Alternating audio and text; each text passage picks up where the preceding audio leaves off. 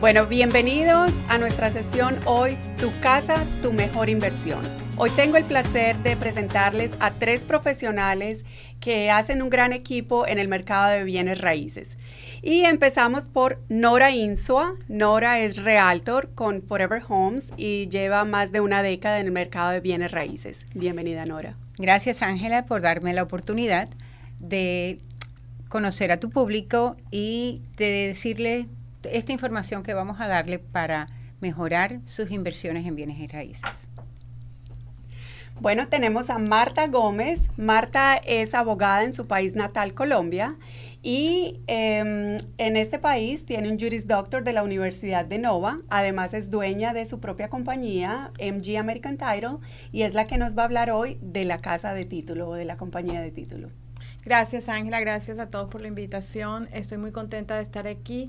Quiero compartir con ustedes bastante información que puede ser saludable para ustedes cuando compren sus propiedades en Estados Unidos.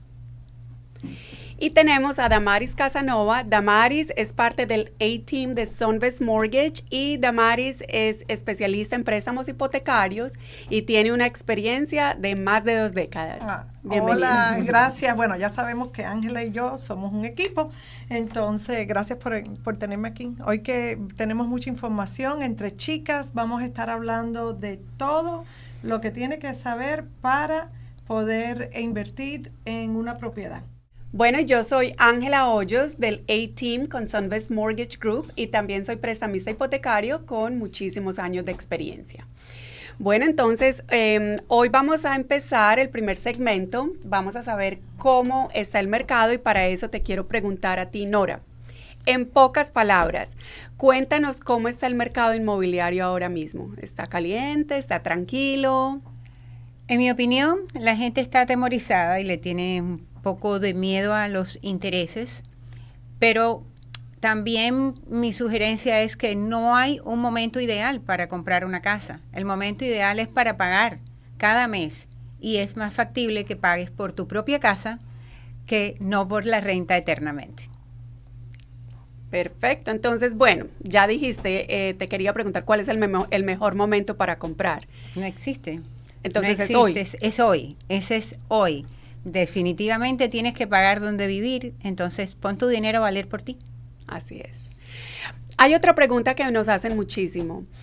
Los precios dicen que están por las nubes. ¿Esto es mito o esto es realidad?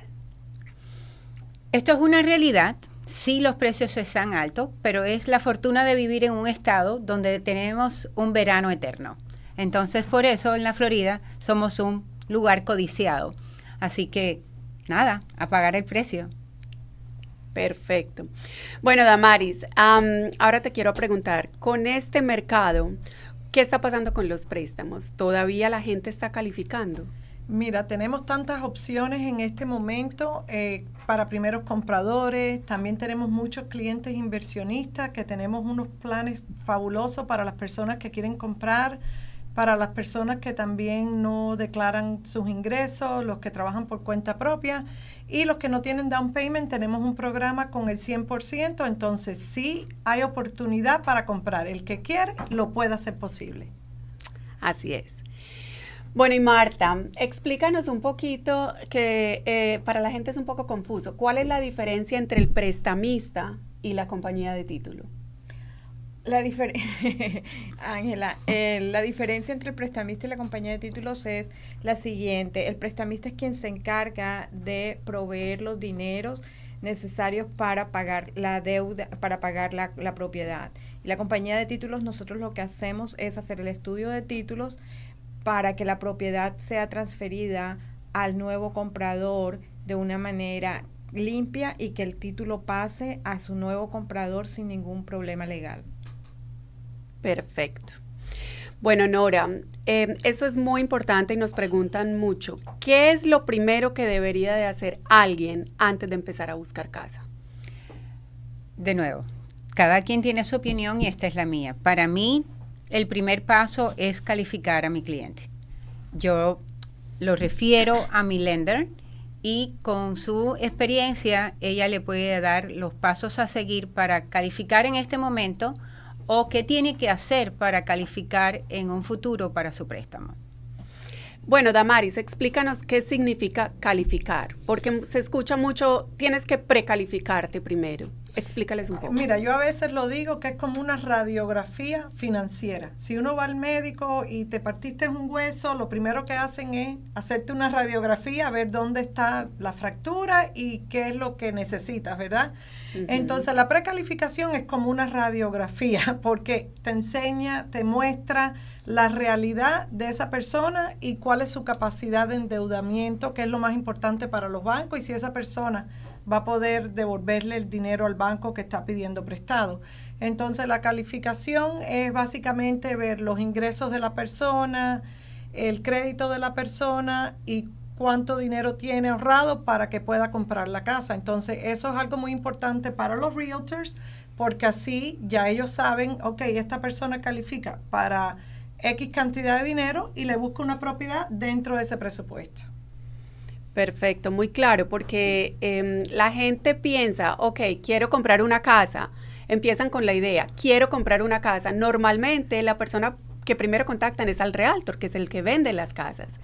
Y es importante contactar al realtor, pero seguir el proceso, seguir el paso. El paso siguiente entonces es contactar a Damaris para la precalificación y ella le toma la radiografía y sabe dónde está exactamente y de ahí entonces procede a dar la carta de precalificación. Exactamente. Yo le digo a mis clientes que el préstamo, el comprar una casa, si no tienes el dinero en cash y necesitas de un banco, lo primero que hay que revisar es cuánto ganas, que eso es lo que te va a dejar saber cuánto te van a prestar. Te van a prestar basado en lo que tú vas a poder pagar. Y después, cuán bueno eres pagando tus deudas. Entonces, ahí viene el impacto del interés. Entre mejor pagador eres, mejor interés vas a poder solicitar. Claro.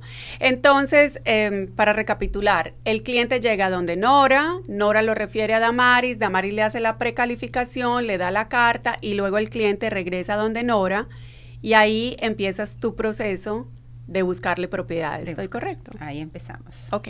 Entonces, Nora, basado en esto, ¿cuál es el error más común que cometen las personas que van a comprar casa por primera vez? ¿Qué crees tú?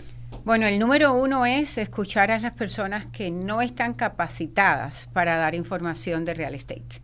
Si quieres información real, tienes que comunicarte con un realtor, con un lender que te va a dar los puntos exactos que tienes que hacer para comprar una casa. Cada caso es diferente. El primo, el tío, el abuelo, ese es diferente. Tu crédito, tu posición, tu trabajo, todo es diferente, así que ningún caso es igual al otro.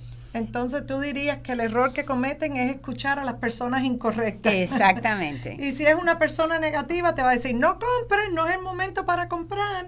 O te pueden decir, ay, a mí me hicieron esto, a mí me hicieron lo otro. Entonces, no guiarse por el caso de nadie, cada caso es diferente y cada individuo tiene su propio crédito, sus propios ingresos y no tiene nada que ver con la persona que te está dando su opinión que no sabe nada.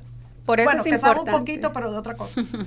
Por eso es importante siempre acudir al profesional. Aquí en esta mesa tenemos profesionales, todos somos diferente profesión, pero juntas hacemos un engranaje perfecto y trabajamos en equipo para poder llegar a un cierre exitoso. Entonces, Damaris, basado en esto, dinos alerta.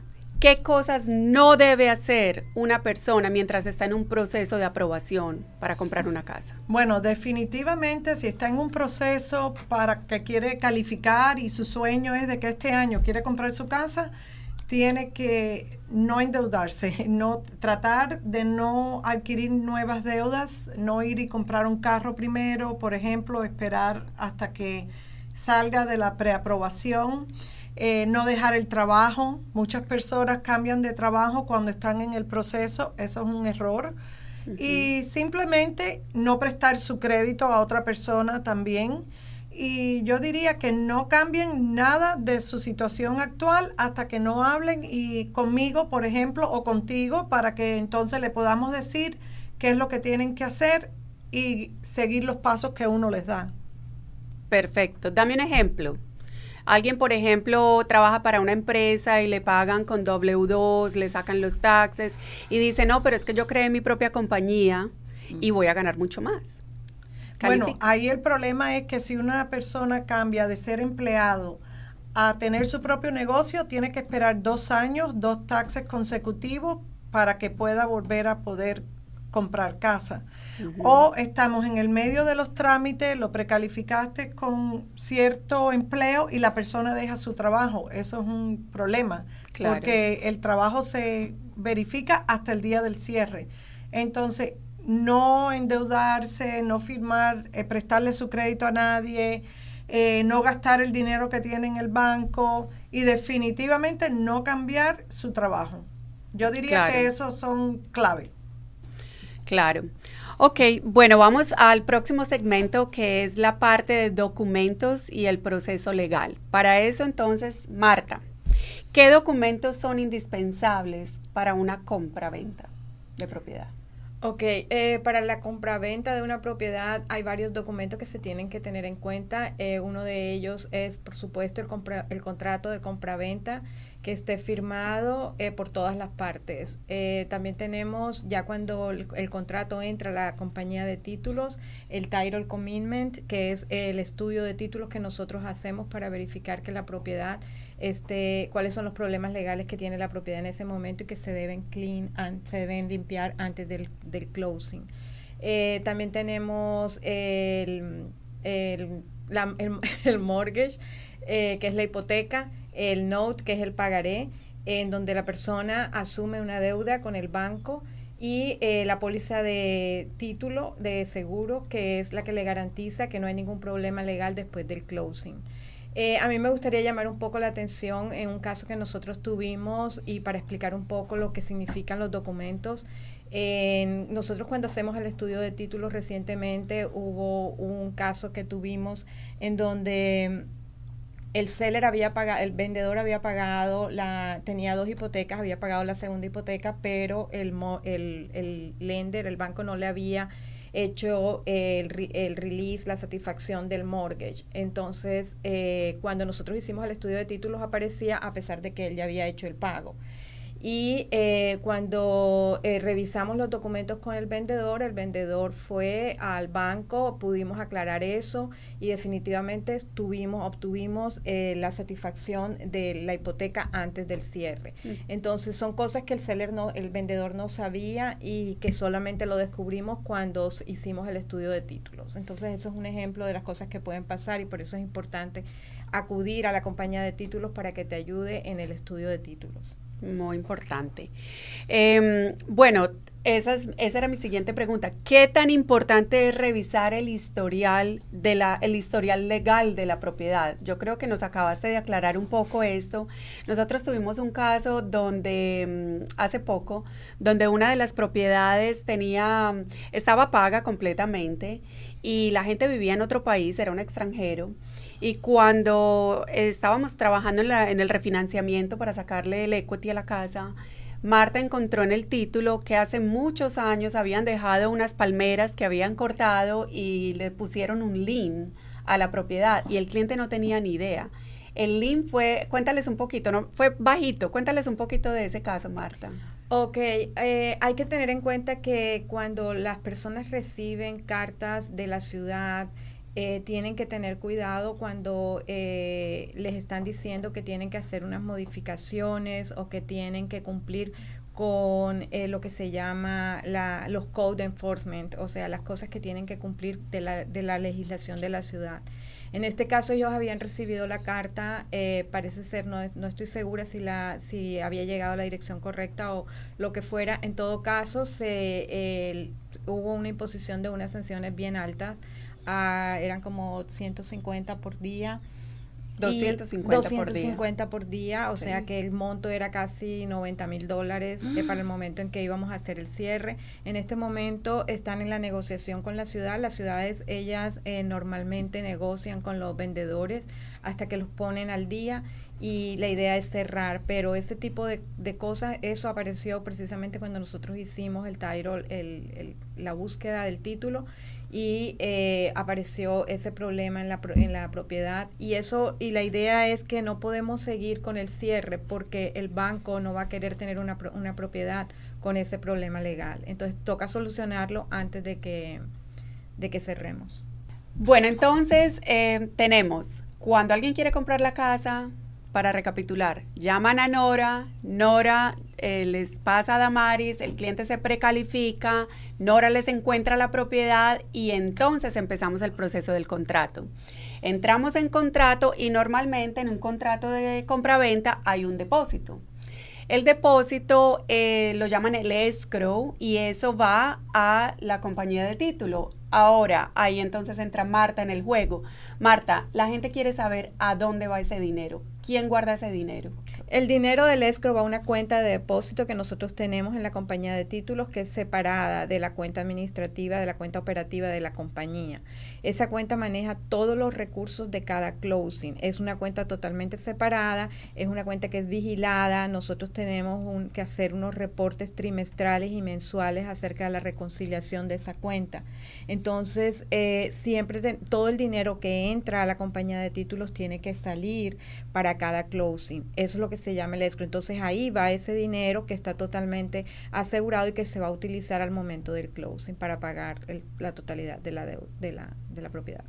Entonces, básicamente el dinero está seguro, está en una cuenta segura con la compañía de título. El dinero no lo guarda el realtor, no lo guarda el lender o el banco, lo guarda una compañía de título. Y otra pregunta, si no se hace un cierre efectivamente, si no se puede cerrar en la propiedad, ¿ese dinero se pierde? Ese dinero, hay unas cláusulas establecidas en el contrato que estipulan la manera cómo se debe hacer el reembolso del depósito en el caso de incumplimiento de una de las partes. Entonces, normalmente lo que sucede y de lo que se trata es no precisamente de disputar el depósito, sino más bien de cerrar y comprar la propiedad. Entonces, si ha habido algún problema, la idea es que las partes se pongan de acuerdo y ellos firmen entre ellos la cancelación y para dar por terminado el contrato. Entonces, las dos partes están de acuerdo en que ese dinero va a ir a cualquiera de las partes que acordaron, normalmente es el comprador, y que se le reembolsa para si no se pudo hacer el closing. Y ahí volvemos a la importancia de trabajar con profesionales en la industria, porque tu realtor siempre va a estar vigilando que tu depósito esté seguro en una compañía reputable, que no lo vayas a perder, que los tiempos del contrato, los contratos son importantes y las fechas de los contratos son muy importantes. De ahí está entonces el realtor, la compañía de título y por supuesto también el lender o el prestamista mirando que todas las fechas se cumplan. Si no se puede, pues entonces se piden o se requieren extensiones para siempre estar bajo contrato. Bueno, y ahora entonces pasamos a Damaris. Damaris, cuando una persona quiere calificarse para comprar una propiedad, ¿qué documentos básicos necesita para empezar el trámite del proceso? Bueno, los documentos más importantes son 2 años de ingresos, que puede ser su pay stubs, que son los desprendibles que le dan con el cheque al final de la semana, los W2, los income taxes que han hecho en los últimos 2 años y también los extractos bancarios donde tienen el dinero en el banco, hace falta los statements de las cuentas. Perfecto. Más o menos, Nora, ¿cuánto tiempo se demora una compra de principio a fin?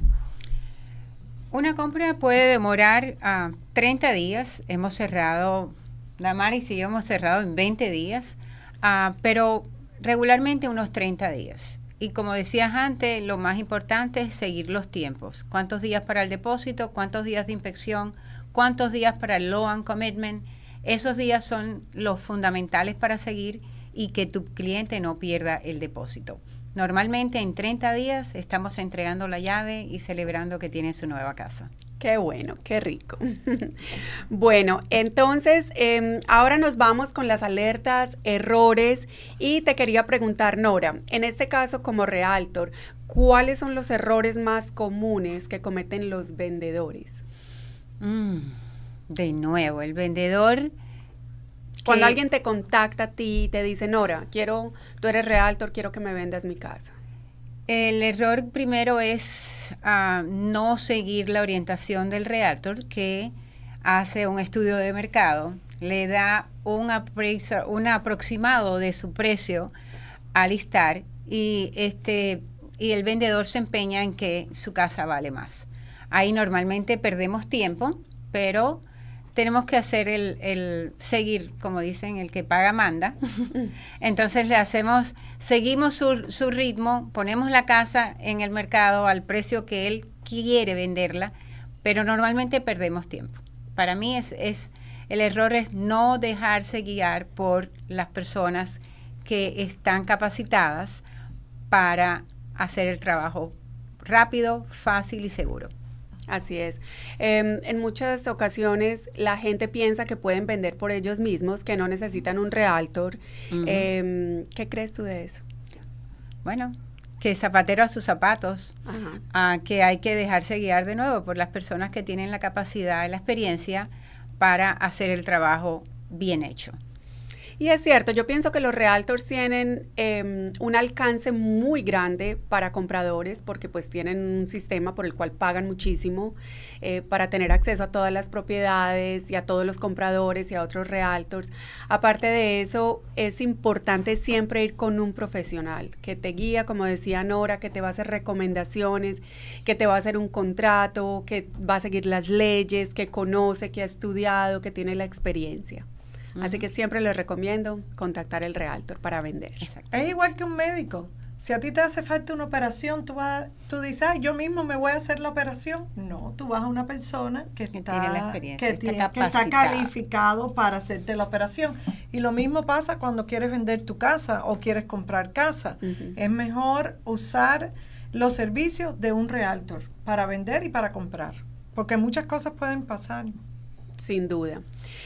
Bueno, hay un tema que ahorita estamos viendo mucho, Marta, y es el fraude.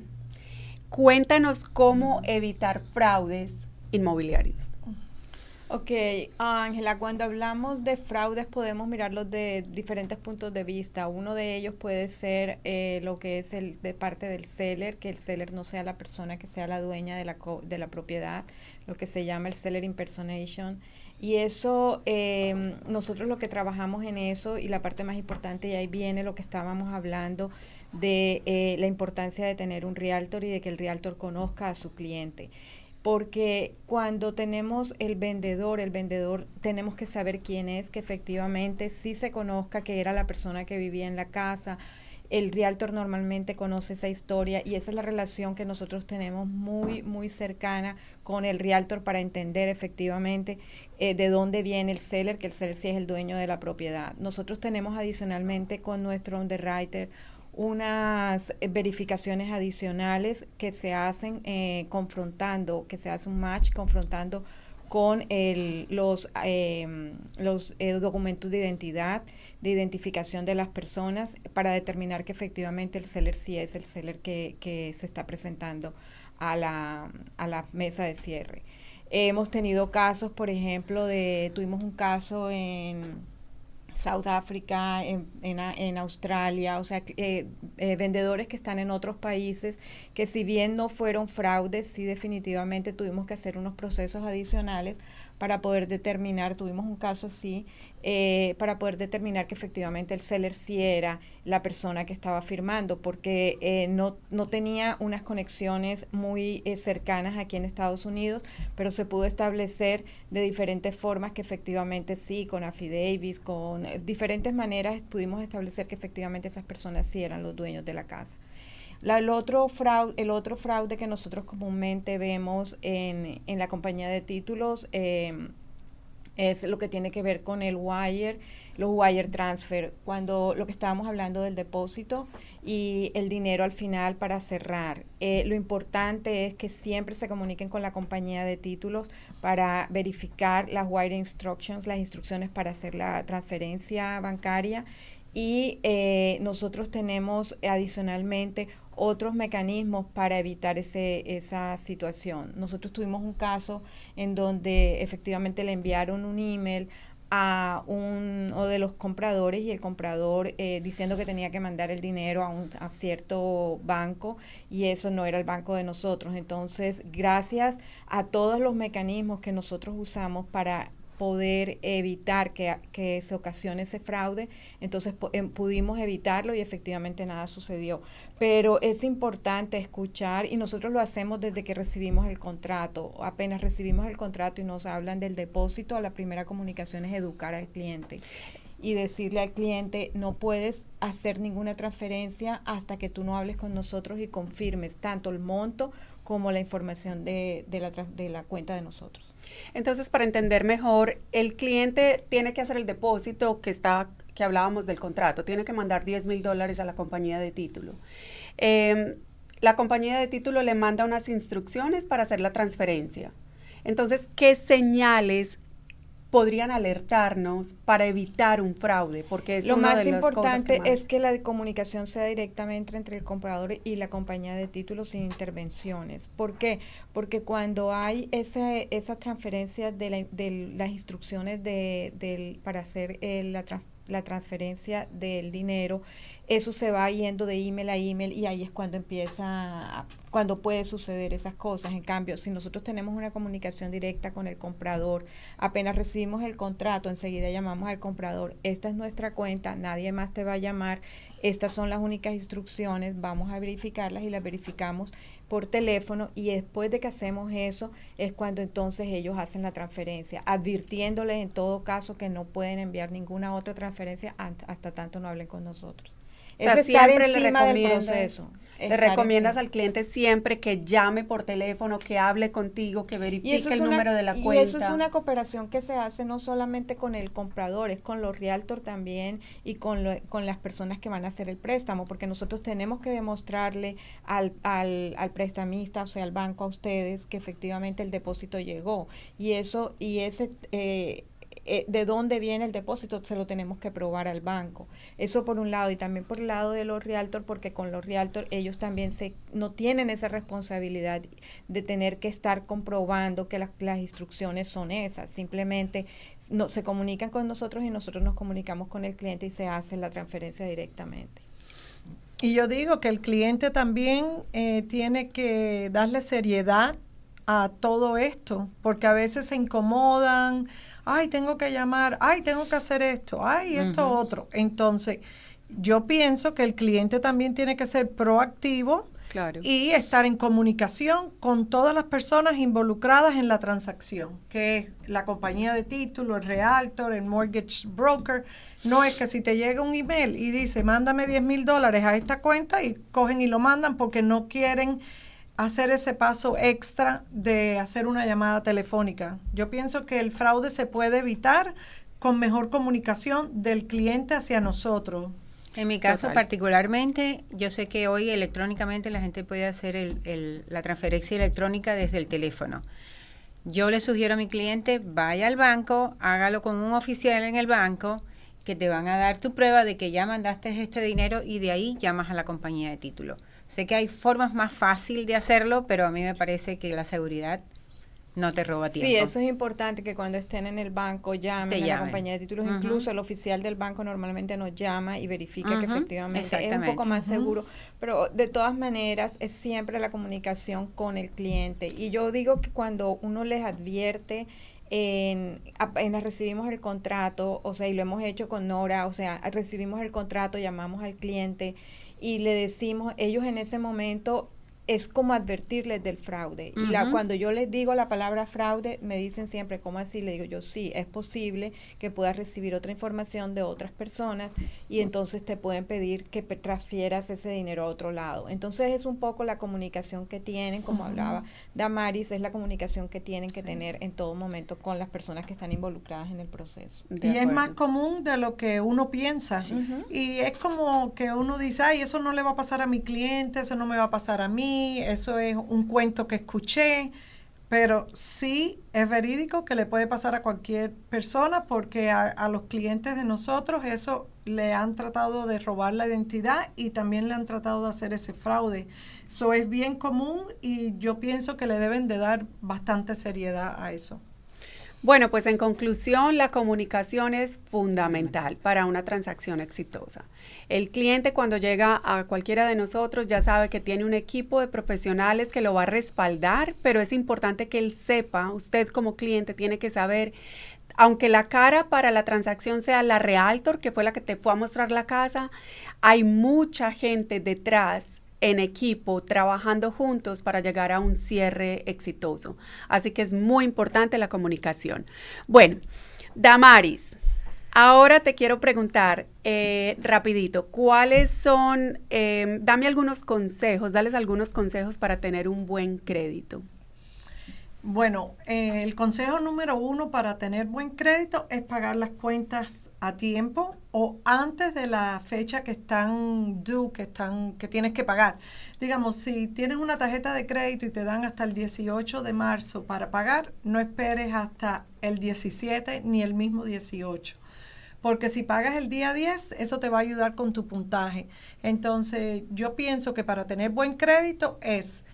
primero que todo, pagar a tiempo. Segundo, es no deber más de lo que te prestan en una tarjeta. Por ejemplo, si el límite es $5,000, trata de no deber los $5,000 ni $4,800, sino tratar de deber siempre un 30% de lo que es el límite de esa tarjeta. Esas son dos cosas primordiales para tener buen crédito. Y lo tercero, yo diría, no le prestes tu crédito a nadie. No le sirvas de cosigner ni a tus hijos, ni a tus padres, ni a tu primo, ni a tu tío, porque eso siempre causa problemas. Y lo hemos visto. Sí. Hay otra pregunta que me hacen mucho. Consultar el crédito muchas veces, ¿es verdad que lo baja el puntaje? Eso es si te lo chequean, tú dices un inquiry, sí. Eso es si te lo chequean muchas veces en la misma industria. Por ejemplo, si tú vas a comprar un carro y vas de dealer en dealer para ver qué te ofrecen y todos te están chequeando el crédito, obviamente te va a bajar el puntaje de crédito, que es muy importante. Pero si estás para comprar casa y una sola persona te chequea el crédito, eso no te va a bajar tanto como que si tú estás yendo a comprar algo en una tienda, fuiste a Macy's, 20% de descuento para que apliques, entonces aplicas para esa tarjeta, después sales de ahí, vas a JCPenney. Eso es todo lo que te afecta, que son diferentes industrias chequeándote el crédito al mismo tiempo, eso sí te afecta. Bueno, Damaris, y esas personas que dicen, no, yo no tengo crédito, yo no saco nada de crédito, yo no tengo deudas, mi crédito debe estar bueno, ¿qué crees tú? Bueno, a ver, ¿qué crees tú? ¿Qué tú piensas de esas personas? ¿Que es bueno o malo? Bueno, definitivamente hay que aplicar por tarjetas o de pronto un carro. Lo importante es el historial de pagos y eso es lo que te va a ayudar a hacer un buen puntaje.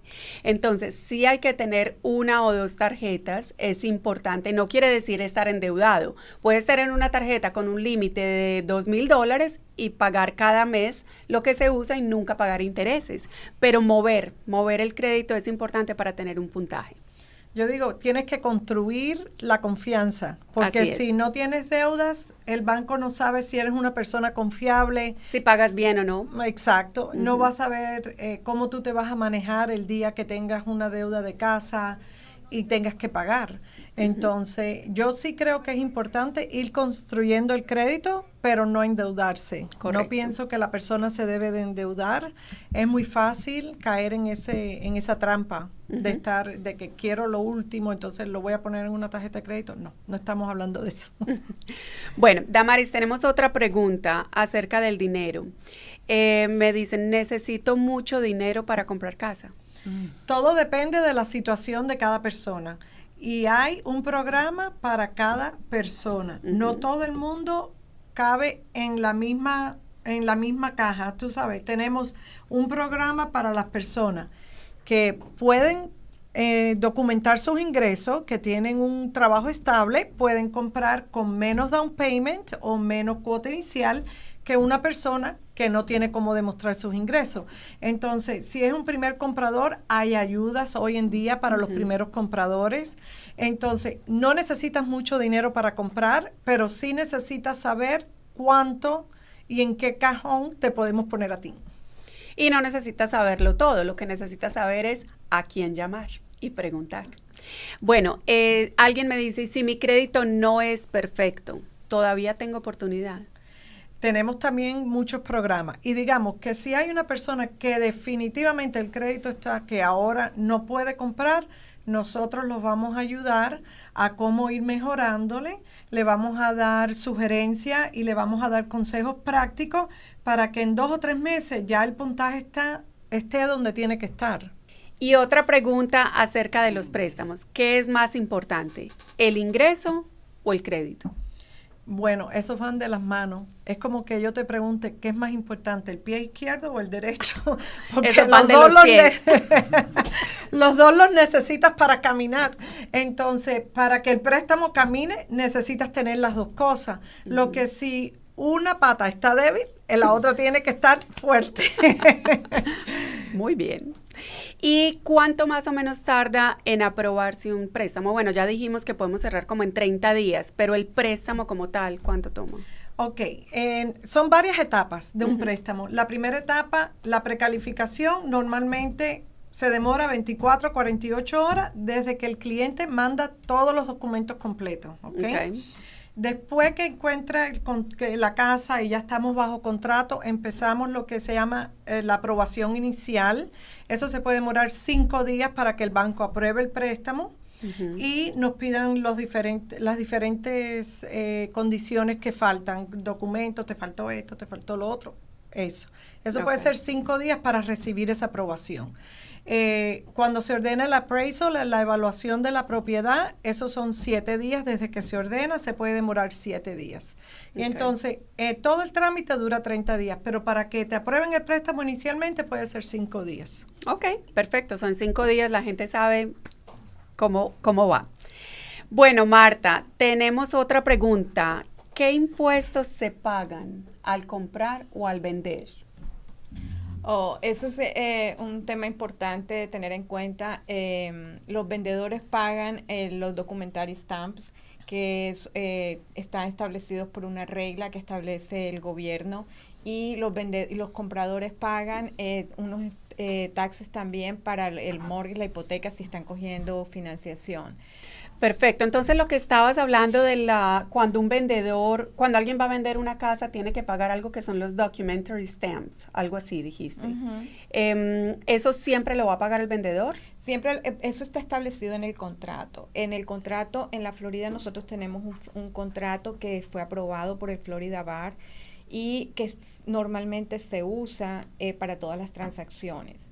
Ese contrato prevé esa cláusula de esa manera. Las partes pueden llegar a un acuerdo diferente. Eso sucede, por ejemplo, cuando se trata de constructoras, se establece una manera diferente donde el comprador es el que paga esos documentary stamps, pero quien regula eso es realmente el contrato. El Estado, sí.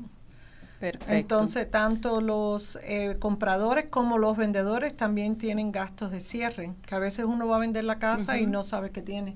Claro. El realtor es el que se encarga El realtor es el que le tiene, igual que cuando llegamos con el comprador, llega el comprador, lo referimos al lender para que le precalifique. Cuando tenemos un vendedor, lo referimos con la compañía de título para que le diga cuáles van a ser sus gastos antes de tener su cheque en mano. Ok, entonces tenemos gastos de cierre, entre ellos hay gastos de el préstamo, gastos de la compañía de título y unos de los que nadie se salva, que son los impuestos, que era lo que Marta nos estaba explicando.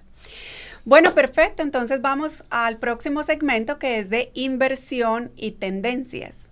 Y para esto te quiero preguntar a ti, Nora. Si alguien tiene dinero ahorrado, me dice, ¿es una buena idea invertir en bienes raíces en Florida? ¿Qué crees tú? De nuevo, para mí siempre la respuesta es que el dinero donde mejor está es en bienes y raíces. Es algo tangible y definitivamente todos pagan para donde vivir. O sea, que vas a pagar para tu propia vivienda porque la quieres mejorar o que tienes que dejarlo a la renta, y hay muchas personas para rentar.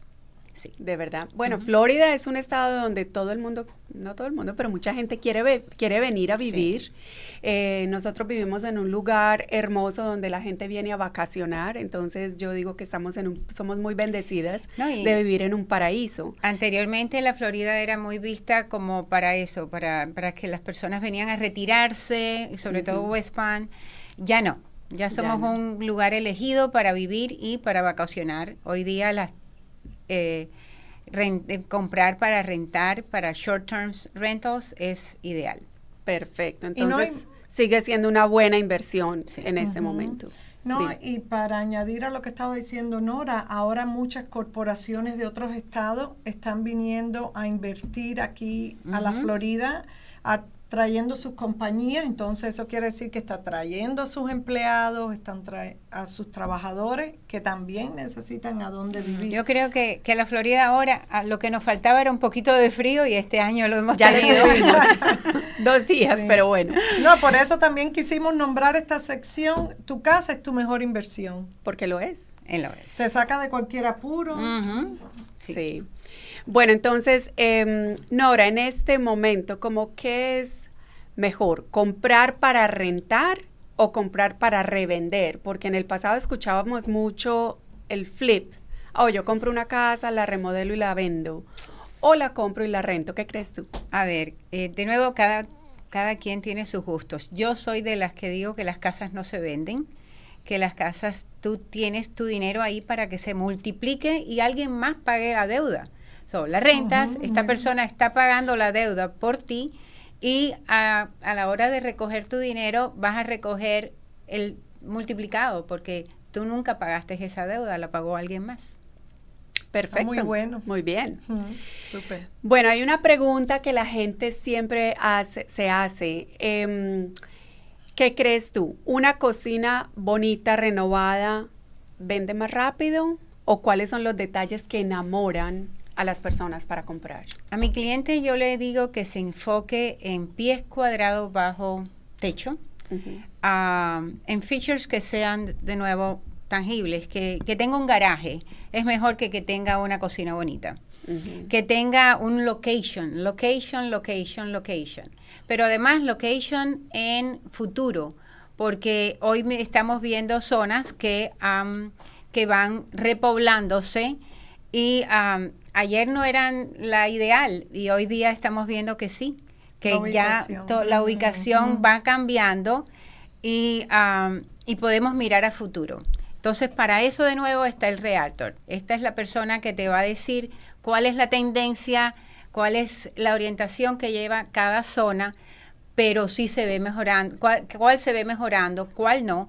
Y entonces, primero que nada, location, después pies cuadrados bajo aire o bajo techo, y la cocina, el baño más bonito, más update, todos nos vamos a poner viejos. Así que entonces, todos eso para mí necesitamos un retoque. Es el retoque lo haces después, pero el espacio ya lo tienes. Entonces, bueno, y eso es verdad, porque en este momento hablando de inversión, es muy diferente la visión del inversionista a la visión de la familia que va a comprar esa casa por primera vez, que es el sueño, que es una familia, que son los niños.